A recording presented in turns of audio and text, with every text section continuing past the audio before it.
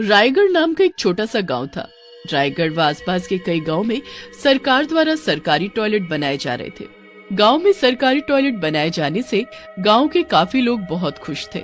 लेकिन वहीं दूसरी ओर गांव में कुछ ऐसे भी लोग थे जो गांव में सरकारी टॉयलेट बनाए जाने से खुश नहीं थे। उन्हीं में से एक था केशवा। एक रोज गांव के कुछ लोग व मुखिया जी आपस में बैठकर बातें कर रहे होते हैं। अब तो जल्दी ही हमारे गांव में भी सरकारी टॉयलेट बन जाएगा। गांव में टॉयलेट बन जाने से अब हम लोगन का धोती उठाकर खेतों की ओर नहीं भागना पड़ेगा। सही कह रहे हो गगन भैया, गांव में टॉयलेट बन जाने से अब खेतों में साफ सफाई रहेगी। अरे ये क्या तुम सब लोगन ने सरकारी टॉयलेट लगा रखी है? अरे सुबह सुबह खुली हवा में शौच करने में जो मजा है वो बंद कमरे में नहीं। मैं तो कहता हूँ सब लोगन को मिलकर ये सरकारी टॉयलेट बनने का काम रुकवा देना चाहिए। ओके सुबह भैया, हम लोगन को आपके जैसे सवेरे सवेरे धोती उठा के मूवी दिखाने का शौक नहीं है। हाँ। सही कह रहे हो माखन भैया। अब कल सवेरे की ही बात कर लो। केशवा भैया अपनी धोती उठाए खेतों की ओर ऐसे भागे जा रहे थे जैसे उनकी ट्रेन छूट गई हो और जल्दी में लोटा तक ले जाना भूल गए थे। अरे सरकारी टॉयलेट में पानी, मग्गा, यहाँ तक कि हाथ धोने का भी साबुन मिलेगा, तो फिर हम लोग खेतों में शौच करने काहे जाएं? अरे भाई जरा ये तो सोचो कि एक ही टॉयलेट में हमारे गांव के मर्द और औरतें दोनों जाएंगे। अरे बंद टॉयलेट में गांव की औरतों के साथ किसी ने छेड़खानी कर दी तो लोग कर लो बात। अरे केशवा, गांव की औरतों की चिंता तो तू ना ही करे तो अच्छा है। अरे मुखिया जी, हम औरतें सवेरे 4 बजे उठकर जब खेतों में शौच के लिए जाती है ना, तो ये केशवा हम औरतों का पीछा करता है और हम औरतों को छेड़ता है। फिर सभी लोग केशवा का बहुत मजाक उड़ाते हैं और वहाँ से चले जाते हैं। अगली सुबह गगन अपनी पत्नी से कहता है, कजरी, ई बार गेहूं की खेती बहुत बढ़िया हुई है, इसीलिए हम शहर जाकर दुकानदार से गेहूं खरीदने की बात करके आते हैं। तो 4 दिन में वापस आ जाऊंगा, ठीक है? ऐसा कहकर गगन घर से शहर जाने को निकल जाता है। तभी कल्लू लाल की नजर गगन पर पड़ती है और वो जल्दी से जाकर केशव को बुला लाता है। कल्लू लाल, जल्दी से जाकर जग्गू को भी बुला ला और साथ में लाठी लाना ना भूलियो। आज इस गगन की वो हालत करेंगे कि कभी सपने में भी हमारा मजाक नहीं उड़ाएगा। और वो जल्दी से जाकर केशवा को बुला लाता है। फिर केशवा, जग्गू और कल्लू तीनों दोस्त मिलकर गगन को रास्ते में पकड़कर उसकी बहुत पिटाई लगाते हैं। केशवा और उसके दोस्त गगन को इतना पीटते हैं कि उसकी मौत हो जाती है। केशव भैया, ये गगन तो लागत है कि परलोक से धार गया, अब क्या करें हैं? अरे इससे पहले कोई आ जाए, इसे जल्दी से ठिकाने लगा देते हैं। सामने सरकारी टॉयलेट बन रहा है ना, जाकर उसी में गाड़ आते हैं इसे। बड़ा इस सरकारी टॉयलेट की तारीफ करता था ना, अब वहीं इसी की कब्र बना देते हैं।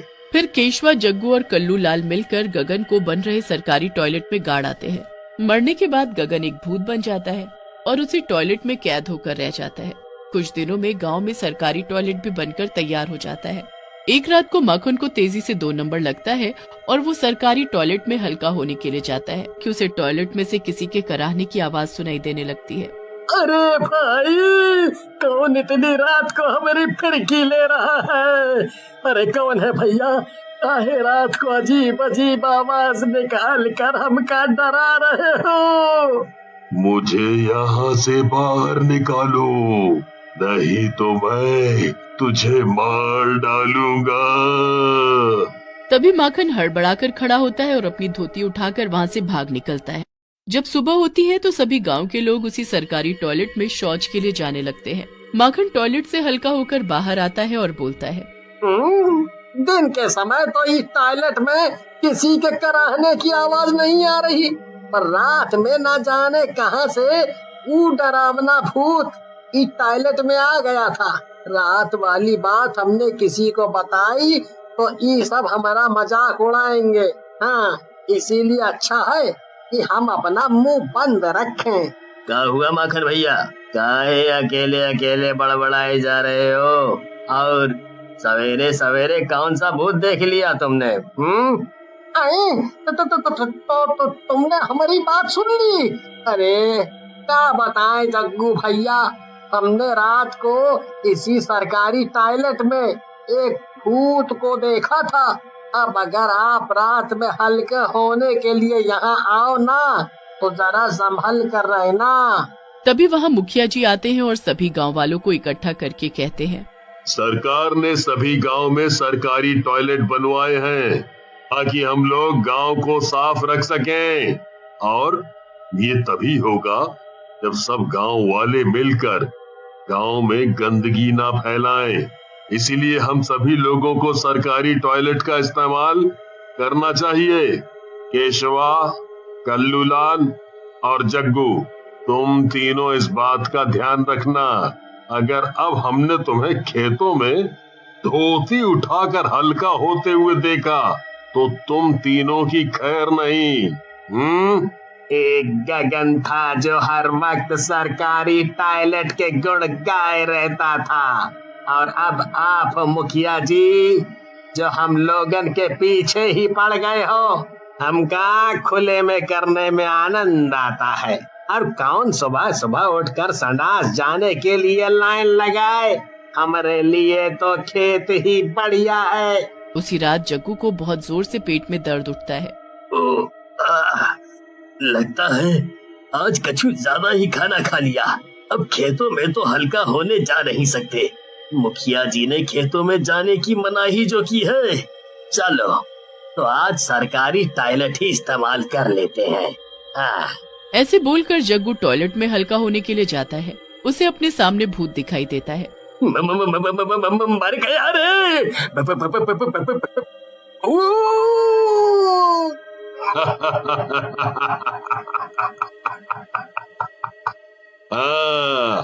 क्या हुआ जग्गू, मुझे देखकर तेरी चड्डी गीली हो गई क्या? अरे गीली नहीं, पीली हो गई क्या? अरे अरे भूत भाई, हमका हल्का भारी कछु नहीं होना। बस हमको घर जाने दो। हमको कछु मत करो। हम तुम्हारे आगे हाथ जोड़ते हैं। पर भूत जग्गू की एक नहीं सुनता और उसे मार डालता है। अगली सुबह गांव वालों को टॉयलेट में जग्गू की लाश मिलती है। ये जरूर उस टॉयलेट वाले भूत का ही काम होगा जो रात को लोगन को पकड़ कर मार डालता है। ये भूत वूत कुछ नहीं होता है। जरूर तुमको कोई गलत फहमी हुई होगी। हम सच कह रहे हैं मुखिया जी, ये टॉयलेट एक भूत का टॉयलेट है जो रोज रात को अपना शिकार करता है। हाँ।